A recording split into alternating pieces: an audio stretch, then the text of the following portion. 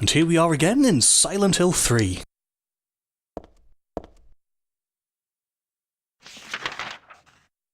With our lovely Technicolor map. And inventory. What, last time we got given a book? Well, yeah, I think we're having a look at stuff. I think we got given a couple of things we haven't looked at. Otherworld laws.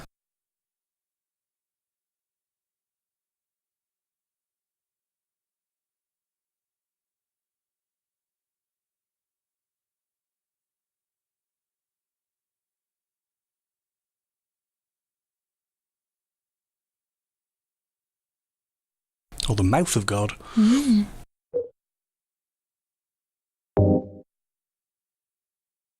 Also sometimes known as, what's the name of that actor?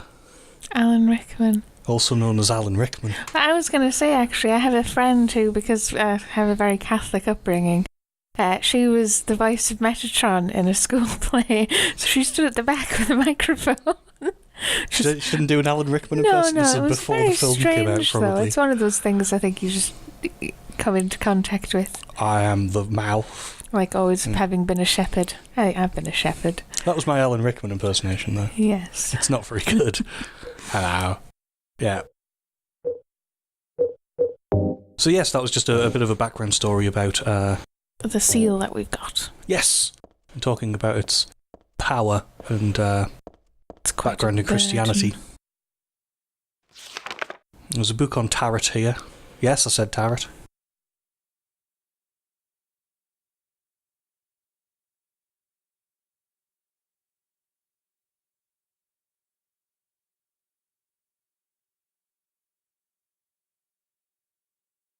So the idea is that these are lost cards, because we've already picked one up.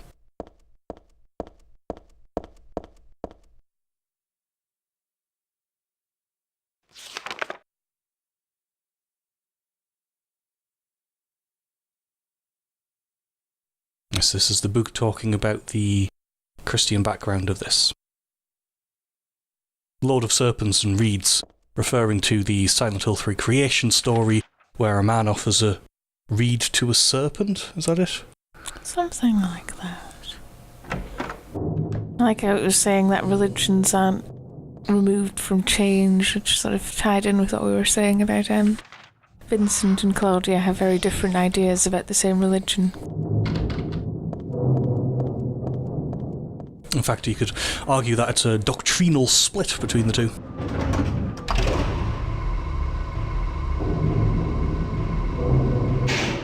Down, of course, being the operative direction.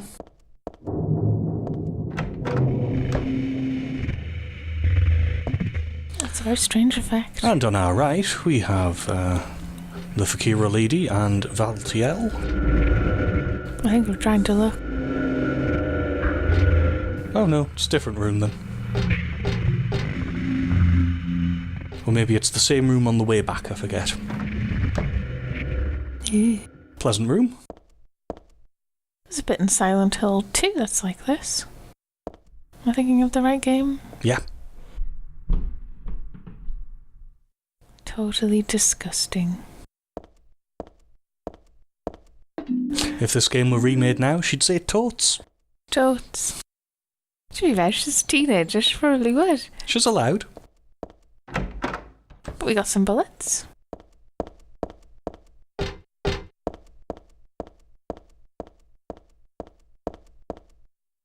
Yes, there is a door around that corner.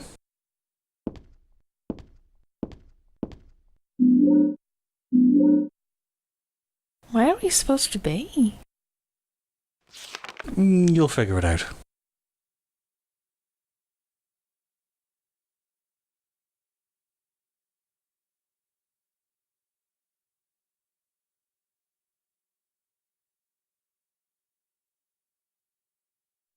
And you don't normally get this sort of thing. I mean, most horror plots are never really explained and never really delved into too much.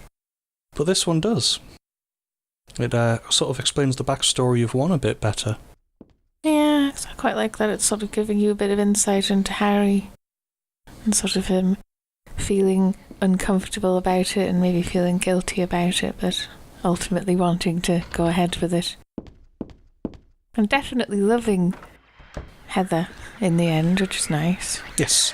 Yes, if you didn't recognise that room, it's the room where you lay Harry to rest, which is why there are the monsters that killed him outside. I see.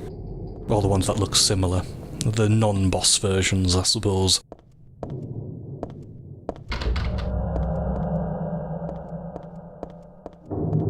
It just looks like a door. Only a few places you can actually go to at this point. It's that wonderful music again.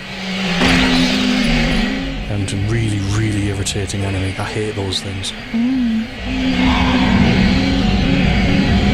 Luckily, everything's not too hard to dodge here.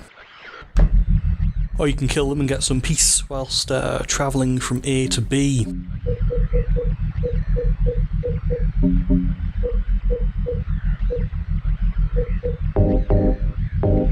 Staving off the ampoule there. Is this the one with the thing? Let's see if we spot it. Yes, it is. Oh yes, there's something over there. Rather worrying.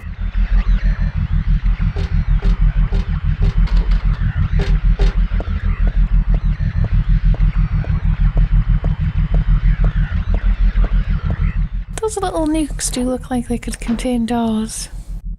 And this, for those of you who are unfamiliar with the first game, or it's been a while since you've played it, is Alessa's room from the very first game. Yes, I quite like this sort of strange warped location where it's all a mishmash.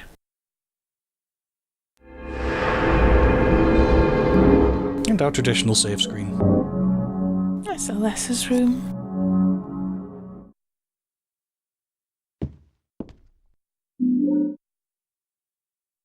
Brass key. Another diary. With, of course, another message from Harry.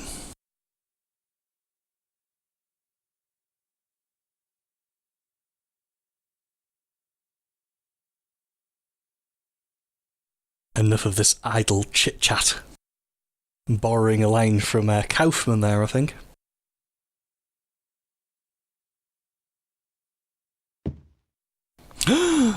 The book. The famous drawing book from the first game.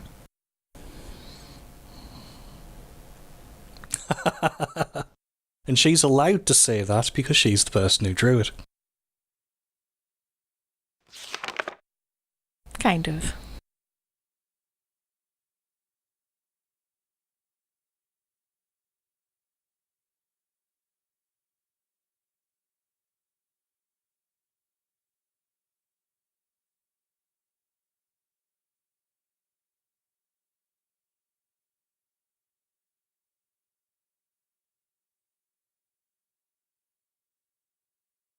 This, of course, is a clue for the door puzzle.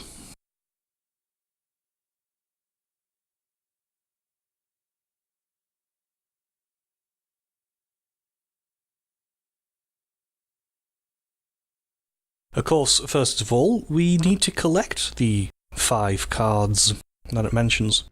And what usually happens with me, at least, is that I get, well, 4 of them, and then I can remember where the last one is. Hopefully that won't happen in this case.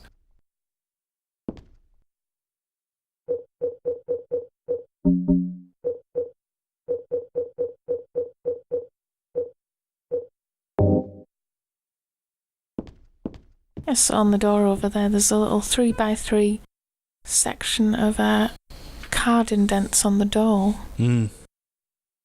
That's how my doors work as well. Some sort of puzzle. We'll see where we haven't explored as well yet. Yes, I quite like the little your own drawn map. Yeah, like I say, later on in the in 4, it's entirely drawn by you, which makes sense, of course.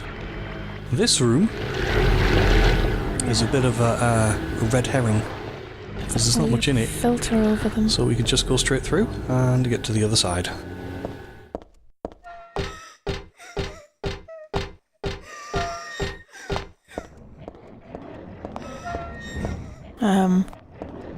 Yes, it's the footsteps again.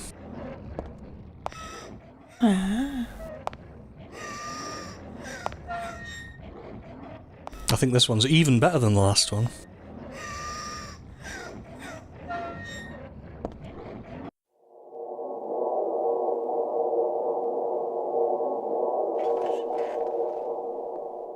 Because I really like this.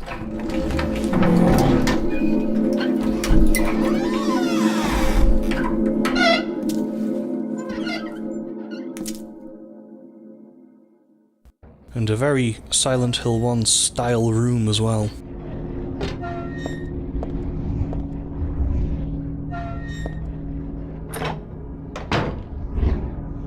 Which, this is another location you should recognise from Silent Hill 1 as well. This is the room where Alessa was kept underneath the hospital. And the Fool Tarot card. Which represents change or something, I forget. Was that death? That's death. Not death. Fool represents wearing a silly hat, I think. Yes, so we've got more things about the Hebrew religion and red liquid and lots of other things. A poultice. I've always wanted a poultice. That's something I was just called Cream's poultices because it sounds better, really. Some kind of Too risky. drug. But that's all we have time for. Drugs or no. We'll see you next time. Quick hint, if you do get sherbet, always rub it on your teeth first and say, it's pure. See you next time.